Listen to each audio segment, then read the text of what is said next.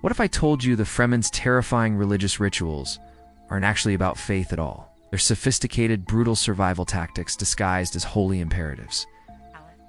Forget what you thought you knew about Arrakis.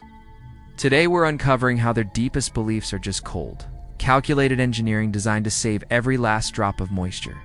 Welcome back, sci-fi fans. We all love Dune for its epic space battles and political intrigue.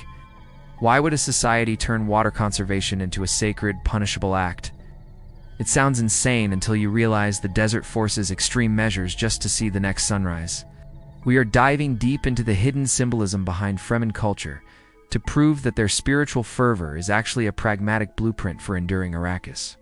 So, stop watching Dune for the action and start paying attention to the water. Let's start with the most chilling ritual, the death still.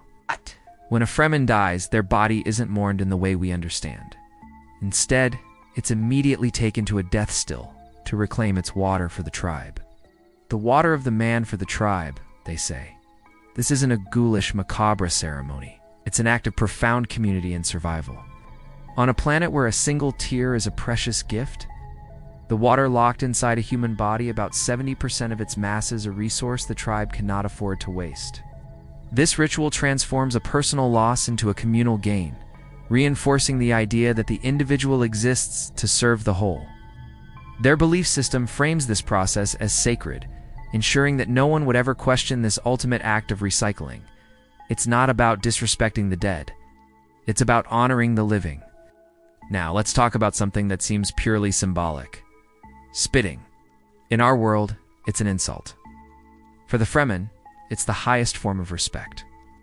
When Stilgar spits on the table in Duke Leto's conference room, the Atreides are horrified. But Paul, with his growing understanding of Arrakis, recognizes it for what it is, a gift. To willingly give away your body's moisture is to show that you value the other person so much you are willing to part with your most precious possession. This cultural flip is a brilliant example of how the environment dictates social norms. The ecology of Arrakis has literally inverted the meaning of a biological function, turning a sign of contempt into one of deep honor. Their religion doesn't just dictate rules, it reshapes the very language of human interaction to fit the desert. And of course, we can't talk about Fremen beliefs without talking about Shihulud, the great sandworm. The Fremen don't just fear the worms, they worship them as physical manifestations of God. But is this just primitive superstition? Absolutely not. The sandworms are the key to everything on Arrakis. Their life cycle produces the spice melange, the most valuable substance in the universe, which gives the Fremen their prescient abilities and unique blue eyes. More importantly, the worms are the guardians of the deep desert, preventing outsiders from easily colonizing and exploiting the planet. By worshipping the worms, the Fremen are essentially deifying the very ecological force that protects them and gives them power. Riding a sandworm isn't just a thrilling rite of passage. It's a demonstration of their mastery over the planet itself. They don't conquer the desert, become one with it, and their reverence for Shai-Hulud is the ultimate expression of that unity. From their still suits that recycle every drop of sweat and urine, to the way they cry to honor the dead by giving them water. Every aspect of Fremen life is a masterclass in survival engineering. Their religion is the operating system that runs this complex survival machine. The rituals, the taboos, the prophecies, they are all functional tactics designed to keep them alive in the deadliest environment imaginable.